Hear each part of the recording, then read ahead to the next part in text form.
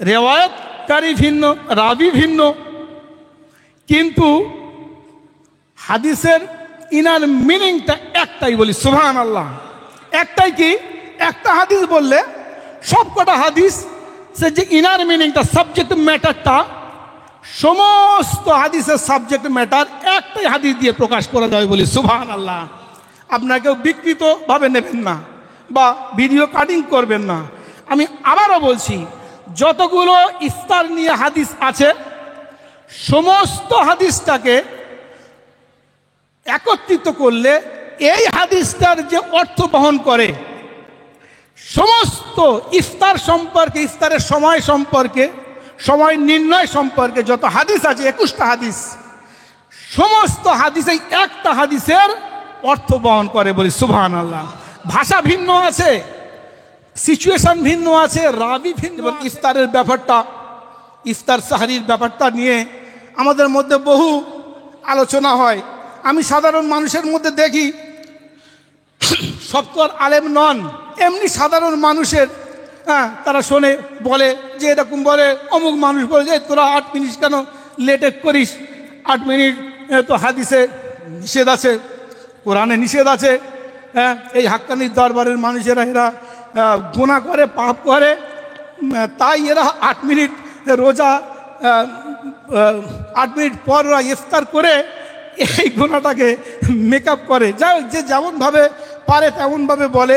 আমাদের কামেল মুর্শিদের পীর ভাইগণ সবাই তো আর আলেম নন, বিষয়টা সবাই জানেন না, কিন্তু একই আছে যে আমি রোজাটা করি, এই সময় ইফতারটা করি, আমার কামেল মুর্শিদ নির্দেশ দিয়েছেন। তবুও নিজেদের মধ্যে একটা দ্বন্দ্ব, একটা ক্লাস তৈরি করে, কি না আমরা এই করি, তোরা এই করিস, এই করি। এটা নর্মালি হয়ে থাকে, নিজেদের মধ্যে একটা বাক বিতণ্ডা হয়ে থাকে। আমি বহু জায়গায় দেখেছি, বহু মানুষকে দেখেছি এইটা নিয়ে বাক বিতণ্ডা করতে, কিন্তু উপযুক্ত কোরআন এবং হাদিস দিয়ে কেউ কাউকে বোঝাতে আমি দেখিনি। এই জন্য আমাদের সেই এলম নেই। এবং আমরা এই সমস্ত আন্তর্জাতিক মানের মজলিসে এই বিষয়গুলো যদি প্রপারলি তুলে ধরি, তাহলে হাক্কানি আঞ্জুমানের প্রত্যেকটা আমার পীর ভাই পীর বোন হয়তো এই সত্যের মেসেজটা তার বন্ধু বান্ধব সার্কেলে, তার মানে আত্মীয়তার সার্কেলে এই সমস্ত ছড়াতে ছড়াতে এক সময় গোটা বিশ্ব ব্রহ্মাণ্ডে এটা ছড়িয়ে যাবে হাক্কানির এই মেসেজ। বলি সুবহানাল্লাহ। আমার বিশ্ব নবী বলেন, হযরত ওমর রাদিয়াল্লাহু তাআলা আনহু হাদিস কানা বর্ণনা করেন। কে? সাধারণ কোনো সাহাবী নয়। কে? আল্লাহ রসুলের দ্বিতীয় খলিফা আমিরুল মুমিনিন হযরত ওমর রাদিয়াল্লাহু তাআলা আনহু, তিনি এই হাদিস খানা বর্ণনা করেন। তিনি কি বলেন?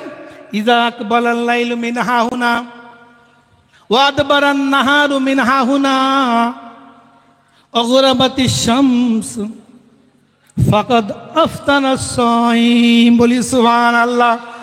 আমার বিশ্বনবীর কলিজার টুকরা সাহাবা আমিরুল মুমিনিন হযরত ওমর রাদিয়াল্লাহু তাআলা আনহু বলেন, ও রোজাদার ভাইরা শোনো,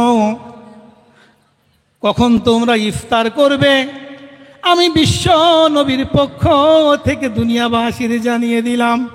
ইযা আকবালাল লাইলু মিন হাহুনা, যখন পূর্ব দিক হতে রাতের আগমন হয়, ও আদবারান নাহারু মিন হাহুনা, এবং পশ্চিম দিক থেকে দিনের গতি শেষ হয়, অগরাবাতিশ শামস, সূর্য ডুবে যাওয়ার পর, ফাকাদ আফতারাস সাইম, এই রোজাদারগণ যখন তখন ইফতার করে। সুবহানাল্লাহ। বলি এই একটা হাদিস, এই ইফতারের সময় নিয়ে আমি দেখেছি 21টা হাদিস আছে। ভাষা ভিন্ন, রেওয়ায়তকারী ভিন্ন, রাবি ভিন্ন, কিন্তু হাদিসের ইনার মিনিংটা একটাই। বলি সুবহানাল্লাহ। একটাই কি? একটা হাদিস বললে সব কটা হাদিস সে যে ইনার মিনিংটা, সাবজেক্ট ম্যাটারটা, সমস্ত হাদিসের সাবজেক্ট ম্যাটার একটাই হাদিস দিয়ে প্রকাশ করা যায়। বলি সুবহানাল্লাহ। আপনাকেও বিকৃতভাবে নেবেন না বা ভিডিও কাটিং করবেন না। আমি আবারও বলছি, যতগুলো ইফতার নিয়ে হাদিস আছে সমস্ত হাদিসটাকে একত্রিত করলে এই হাদিসটার যে অর্থ বহন করে, সমস্ত ইফতার সম্পর্কে, ইফতারের সময় সম্পর্কে, সময় নির্ণয় সম্পর্কে যত হাদিস আছে 21টা হাদিস, সমস্ত হাদিসে একটা হাদিসের অর্থ বহন করে। বলি সুবহানাল্লাহ। ভাষা ভিন্ন আছে, সিচুয়েশন ভিন্ন আছে, রাবি ভিন্ন আছে, পরিস্থিতি ভিন্ন আছে, কিন্তু ইনার মিনিমাম সাবজেক্ট ম্যাটারটাই একটা। বলি সুবহানাল্লাহ। আমার হযরত ওমর রাদিয়াল্লাহু আনহু বলেন, এর গদ্যরূপটা কি? যখন সূর্য ডুবে গেল, পূর্ব দিক থেকে আলোর বিন্যাস শেষ হতে চলল এবং পূর্ব দিক থেকে রাতের আগমন ঘটল। ফাকাদ আফতারা সাইম, আমি বিশ্ব নবীর পক্ষ থেকে জানিয়ে দিয়ে গেলাম, ও রোজাদারেরা, সেই রাতের আগমনের সময় তোমরা ইফতার করো। সুবহানাল্লাহ বলি। আচ্ছা, মানে এতক্ষণ বলার যেটা আমার মূল বিষয় সেটা রাত। লাইল শব্দটি এখানে ব্যবহার করেছেন, আকবালাল লাইল, আকবালাল লাইল, আকবালাল লাইল, বারবার যতগুলো হাদিস এসেছে 95% হাদিসে সময় নির্ণয়ের ক্ষেত্রে আল্লাহ রসুল লাইল শব্দটি ব্যবহার করেছেন। বলি সুবহানাল্লাহ। দেখি আল কোরআন কি বলে। সূরা বাকারা আয়াত নম্বর 187। আমার রব্বুল আলামিন জানিয়ে দিলেন, ও আমার বান্দা বান্দীরা শুনে রাখো, জেনে রাখো, তোমরা নিজেদের মধ্যে ইফতারের সময় নিয়ে যেন বিচ্ছেদ তৈরি করো না।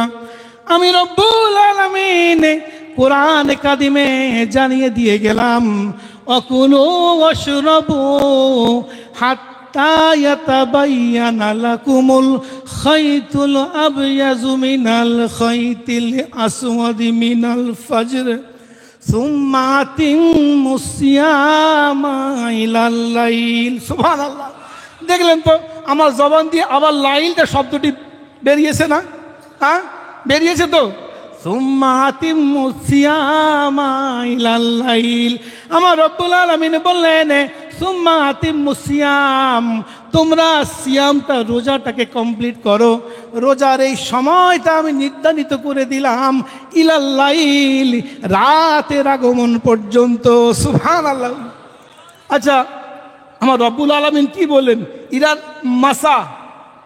আমার রব্বুল আলামিন যদি বলতেন সুম্মা আতিম্মুস সিয়াম ইলাল মাসা, তাহলে হাক্কানি দরবার যে নির্দেশ দিয়েছেন, যে সময় নির্ণয় করেছেন, এটা নিশ্চয়ই ক্রস মার্কস হয়ে যেত, কারণ আল কোরআনে বলে দিয়েছেন ইলাল মাসা, কিন্তু রব্বুল আলামিন মাসাটাকে ব্যবহার করেননি।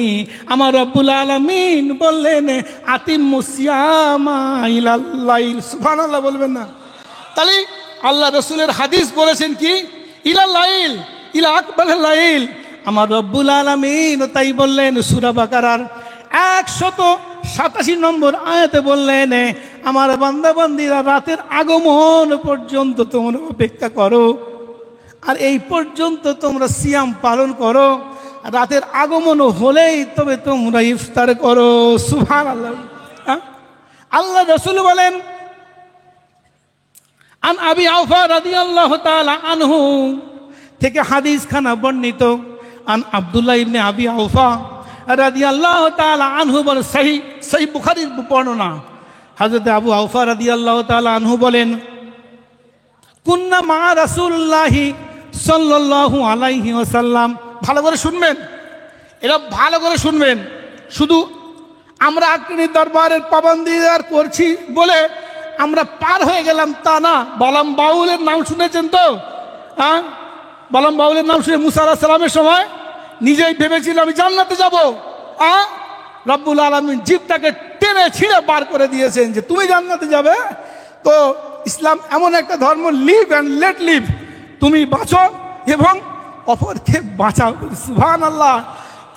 এই মেসেজটা যদি আমি আরো ভাই বোনদেরকে দিই, সেই ভাই বোনদের এই মানে কমসে কম রোজাটা পাক্কা হয়ে যাবে বলি সুবহানাল্লাহ। আন আবি আওফা রাদিয়াল্লাহু তাআলা আনহু কল, হযরত আব্দুল্লাহ ইবনে আবু আওফা রাদিয়াল্লাহু তাআলা আনহু জানিয়ে দিলেন, কুন্না মা রাসূলুল্লাহ সাল্লাল্লাহু আলাইহি ওয়াসাল্লাম ফি সাফারিন, আমরা এক সময় একদল মানুষ আল্লাহ রাসূলের সঙ্গে এক সফরের মধ্যে ছিলাম। ওয়া হুয়া সাইমুন, এবং আমার বিশ্ব নবী ছিলেন সেদিন রোজা অবস্থায়। কি বললেন? আমরা এক সময় আল্লাহ রাসূলের সঙ্গে বেশ কিছু মানুষ একটা সফরে ছিলাম এবং আল্লাহ রাসূল ছিলেন রোজা অবস্থায় বলি সুবহানাল্লাহ। ফালাম্মা গুরাবাতিশ শামস, যখন সূর্য অস্ত চলে গেল, ক্বালা রাসূলুল্লাহি সাল্লাল্লাহু আলাইহি ওয়াসাল্লাম বাযিল কওমে, ওই কওমের মধ্যে, ওই দলের মধ্যে একজনকে টার্গেট করে বললেন, ইয়া ফুলান, ওই অমুক, কুম, তুমি দাঁড়াও। তার সিচুয়েশনটা বুঝতে পারছেন? আপনারা একটু কল্পনা করুন না, কল্পনাই করুন না যে আল্লাহ রসুলের সঙ্গে এক দল সাহাবী তারা যাচ্ছিলেন, একটা সফরে ছিলেন এবং স্বয়ং রাবি ওই সফরে ছিলেন। সুবহানাল্লাহ বলি। রাবি তো রেওয়াতকারী, হ্যাঁ, কলা হাদ্দাসনা বলে এরকম 4 5 6টা এরকম 6-7টা রেওয়াতকারীর বর্ণনা হয়ে তখন আসে। এই যে হাদিসটা স্বয়ং রাবি বর্ণনা করেছেন বলি সুবহানাল্লাহ। তো এটা অত্যন্ত ডেফিনাইট মানে হাদিস। তো স্বয়ং রাবি বললেন যে আমরা একটা মাজমা, একটা দল আল্লাহ রসুলের সঙ্গে ছিলাম একটা সফরে, ফি সফরিন, হ্যাঁ, ওয়া সাইমুন, আল্লাহ রসুল ছিলেন রোজা অবস্থায়। ফালাম্মা গরাবাতিশ শামস, যখন সূর্য অস্ত চলে গেল, ক্বাল আলী বাযিল কওমি, আমার বিশ্ব নবী ওই দলের মধ্যে একজনকে টার্গেট করে বললেন, একজনকে উদ্দেশ্য করে বললেন, ইয়া ফুলান, ওই অমুক, কুম, তুমি দাঁড়াও, দাঁড়িয়ে যাও, আমাদের সফরটা স্থিমিত করো, এখানেই দাঁড়িয়ে যাও। ফাজদাহলানা, এবং আমাদের জন্য ছাতু গোলার ব্যবস্থা করো। সুবহানাল্লাহ। তাহলে আল্লাহ রসুল বললেন, একজনকে টার্গেট করে বললেন, হয়তো 10-20 জন 30 জন আছেন, তার মধ্যে একজনকে টার্গেট করে বললেন, কুম, ওই অমুক, তুমি দাঁড়াও বলতে সে সম্ভবত তিনি হয়তো সবচেয়ে আগেই ছিলেন। এটা তো হাদিসে বিস্তারিত ব্যাখ্যা নেই, এটা ধারণা, সম্ভবত তিনি হয়তো সবচেয়ে আগে ছিলেন সাওয়ারিতে। উনি বলেন, ইয়া ফুলান, ওই অমুক, কুম, তুমি দাঁড়াও। ফাজদাহলানা, আমাদের জন্য ছাতু গোলার ব্যবস্থা করো। আচ্ছা, এইখানটা কিন্তু আমাদের যত মত পার্থক্য এইখানটা থেকে শুরু। হাদিস কোরআন আমরা বুঝি, কিন্তু মানে আরবির যে ব্যাকরণ, আরবির যে রিটোরিক প্রসোডি, বালাগাত, উরুজ, এইগুলো বুঝি না বলে আমাদের মধ্যে এই সমস্যার সমাধানটা যায় না, বুঝলেন? আল্লাহ রসুল বললেন, কুম, তুমি দাঁড়াও, ফাজদাহলানা, আমাদের জন্য ছাতু গোলার ব্যবস্থা করো। কিন্তু বাংলা ট্রান্সলেটে কি দিয়েছে? কোথা থেকে আমাদের যে বুদ্ধি, সোচ, আমাদের থিঙ্কিংটা দ্বিমত সৃষ্টি হচ্ছে কোন জায়গায় দেখুন। আল্লাহ রসুল বললেন, কুম, তোমরা দাঁড়াও, ফাজদাহলানা, আমাদের জন্য, লানা ব্যবহার করেছে। ফাজদাহলি যদি ব্যবহার করতেন তাহলে আল্লাহর রসুলকে বোঝাতেন যে উনি একজন রোজা রেখেছেন এবং ওনারই জন্য ছাতু গোলার ব্যবস্থা উনি করছেন। লিটা ওখানে ব্যবহার করেননি। আল্লাহ রসুল বলেছেন, ফাজদাহ, তোমরা ছাতুটাকে ফাটো, গোলো, মিক্স করো, লানা, আমাদের জন্য, আমরা যে জমায়েত আছি সবার জন্য। এখানে হাদিসের মধ্যে এগুলো মানে আমরাও জানি না, মুহাদ্দিসরাও জানে না যে আল্লাহ রসুল শুধু একা রোজা রেখেছিলেন নাকি ওই কওমের মধ্যে, ওই দলের মধ্যে বহু সাহাবী রোজা রেখেছিলেন, এটা কেউই জানে না সম্পূর্ণ উজ্জ্বল।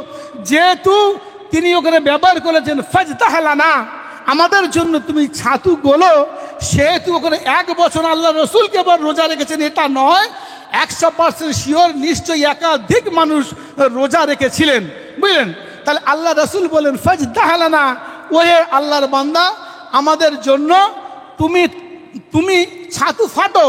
আর বাংলা ট্রান্সলেটে এসেছে ওহে তুমি দাঁড়াও, আমাদের জন্য ছাতু নিয়ে এসো, আমরা ইফতার করবো। এটা নয়। আমি যখনই বুঝবো যে আল্লাহ রসুল সূর্য ডোবার সঙ্গে সঙ্গে বলে ছাতু নিয়ে এসো, আমি ইফতার করবো, তখন আমাদের কনসেপ্টটা ঘুরে যাবে যে সূর্য ডোবার সঙ্গে সঙ্গে বলে আল্লাহ রসুল ইফতার করেছেন। না, আল্লাহ রসুল ফাজদাহ ইজদাহ মানে গুল না, মানে গোলা মিক্স করা। মানে আল্লাহ রসুল যখন বলেছে যে নিয়ে এসো আমি খাবো, খাবার নির্দিষ্ট সময় আল্লাহ রসুল ওই হাদিসে বলে দিয়েছেন। তো আল্লাহ রসুলের সাহাবী বললেন লাউ আমসাইতা ইয়া রাসূলুল্লাহ, ওগো আল্লাহ রসুল, যদি আরেকটু সন্ধ্যা করতেন তাহলে মনে হয় রোজাটা সম্পূর্ণ হতো। আল্লাহ রসুল বললেন উনজিল ফাজদাহালানা, আবার আল্লাহ রসুল আবারও বললেন তুমি নামো, শহর থেকে নামো, ফাজদাহালানা, আমাদের জন্য ইফতারের ব্যবস্থা করো এবং ছাতু গোলার ব্যবস্থা করো। আবারও আল্লাহ রসুলের সাহাবী বললেন ইয়া রাসূলুল্লাহ, ইয়া হাবিবাল্লাহ, লাউ আমসাইতা, যদি আরেকটু সন্ধ্যা করতেন তাহলে হয়তো ভালো হতো। আবার আল্লাহ রসুল রিপিট করেন উনজিল, হ্যাঁ তুমি নামো তো, ফাজদাহালানা, আমাদের জন্য ইফতারের ব্যবস্থা করো। কারণ সাহাবী বারবার বলছে লাউ আমসাইতা, ওগো আল্লাহ রসুল, আরো একটু যদি রাত করতেন, সন্ধ্যা করতেন। তো আল্লাহ রসুলের মুখে মুখে বলছেন, আল্লাহ রসুল হয়তো এটা ওনাকে একটু গম্ভীর স্বরে বলতে পারে, হ্যাঁ নামো তো, তুমি আমাদের জন্য ছাতু করো, ইফতারের ব্যবস্থা করো। আল্লাহ রসুলের সাহাবী বললেন ওগো আল্লাহ রসুল, লাউ আমসাইতা ইন্নাকা নাহারা, এখনো দিনের ছটা আছে, এখনো দিনের আলো আছে, যদি আরো একটু দেরি করতেন। আল্লাহ রসুল আবারও বললেন উনজিল ফাজদাহালানা, চারবার আল্লাহ রসুল বললেন উনজিল ফাজদাহালানা, তুমি নামো, আমাদের জন্য ইফতারের ব্যবস্থা করো, ছাতুগুলো। অবশেষে ফাজাদাহা, ফানজিল, তিনি নামলেন, ফাজাদাহা, তিনি ছাতু গুললেন। ফাশারিবা নবী সাল্লাল্লাহু আলাইহি ওয়াসাল্লাম, তারপর আল্লাহ রসুল সেই ছাতু ইফতার হিসাবে পান করলেন এবং আল্লাহ রসুল বললেন ও আমার সাহাবীরা শোনো, আমার তো সাহাবী বলছিলেন লাউ আমসাইতা, সম্ভবত এই যে বারবার উনি রিপিট করছিলেন লাউ আমসাইতা, লাউ আমসাইতা, এটা যদি আমাদের জীবনে হয় তো আমরা বলবো তো উনি এটা বারবার বলছিলেন, ব্যাপারটা একটু ক্লিয়ার করে দিই। আল্লাহ রসুল সেই উদ্দেশ্যেই বলছিলেন যে আমার এক সাহাবী বারবার বলছে লাউ আমসাইতা, শোনো ও আমার সাহাবীরা, ও আল্লাহর বান্দা বান্দিরা, শুনে রাখো, জেনে রাখো, ইদা আকবালাল লাইলু মিন হাহুনা, যখন পূর্ব দিক থেকে রাতের ছটা এসে যায়, রাতের অন্ধকার নেমে যায়, আমি বিশ্ব নবী জানিয়ে দিলাম তোমরা তখনই ইফতার করো। সুবহানাল্লাহ। আমি বললাম না যে যতগুলো ইফতার নিয়ে, ইফতারের সময় নির্ণয় নিয়ে হাদিস আছে, ততগুলো হাদিসে লাইন লাইন আকবালা লাইন ইলা লাইন এই শব্দটি ব্যবহার হয়েছে, বলি সুবহানাল্লাহ। তাহলে আল্লাহ রসুল এখানে একটু থিঙ্কিংয়ের ব্যাপার আছে, একটু কি বলবো, আমাদের ভাবনা চিন্তার ব্যাপার রয়েছে, গবেষণার ব্যাপার আছে যে আল্লাহ রসুলের সাহাবী বললেন লাউ আমসাইতা, এখন তো আরেকটু যদি সন্ধ্যা করতেন, কিন্তু আল্লাহ রসুল ইফতারটা যখন খেলেন সেই সময়টা কেউই জানে না, রসুল ইফতারটা খেয়েই বললেন ইযা আকবালাল লাইল, যখন রাতের আগমন ঘটবে, ফাকাদ আফতারা সাইম, এই রোজাদার গান তখনই যেন ইফতারটা করে। সুবহানাল্লাহ। তো আপনি কি বুঝলেন? আল্লাহ রসুল সন্ধ্যায় ইফতার করে আর বলেছেন যে রাতের বেলা ইফতার করবেন, এটা মানানসই হয়েছে? সাহিত্যে এটা মানায়? বলুন না, আরে রেসপন্স তো করুন। সাহিত্য ভাষায় এটা মানায় যে একজন মানুষ দুপুরে ভাত খেয়ে বলবে বিকালে, একজন মানুষ সন্ধ্যা ইফতার করে বলবে বিকালে ইফতার, রাতে ইফতার করেছি? আমার আল্লাহ রসুল লজিক বলছে, ফিলোসফি অফ হাদিস বলছে, আল্লাহ রসুল যখন ছাতুটাকে গুলতে বলেছেন তখন তিনি খাওয়ার জন্য বলেন নাই। আল্লাহ রসুল এই ছাতু গোলার প্রিপারেশনটা করতে বললেন, যেহেতু কেবল আল্লাহ রসুল একজন সাওমকারী নন, ওখানে লানা ব্যবহার করেছেন, আমাদের সবার জন্য তুমি ইফতারের ব্যবস্থা করো। তাহলে একটা মানুষ যদি ইফতারের ব্যবস্থা করে কতক্ষণ সময় লাগতে পারে? আমাদের বাড়ির মা বোনেরা ইফতারের জোগাড় করেন, কতক্ষণ সময় লাগে? ন্যূনতম 15 মিনিট 20 মিনিট তো সময় লাগে, তাই না? কি বলার সঙ্গে সঙ্গে ইফতারের জোগাড় হয়ে গেল। ছাতুটা সে বস্তা থেকে তিনি গাদা থেকে নামলেন, ছাতু বস্তা থেকে বার করলেন। মরু প্রান্তরে পানির ব্যবহার তো মানে অ্যাভেলেবেল নয়, সেখান থেকে পানি সংগ্রহ করলেন।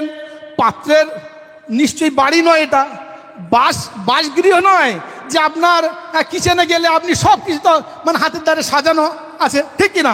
একটু ভালো করে গবেষণা করবে। এটা আপনার বাড়ির কিচেন রুম নয়, এটা সফরে মানে সব কিছু অপরিস্থিতি আছে, তাই না?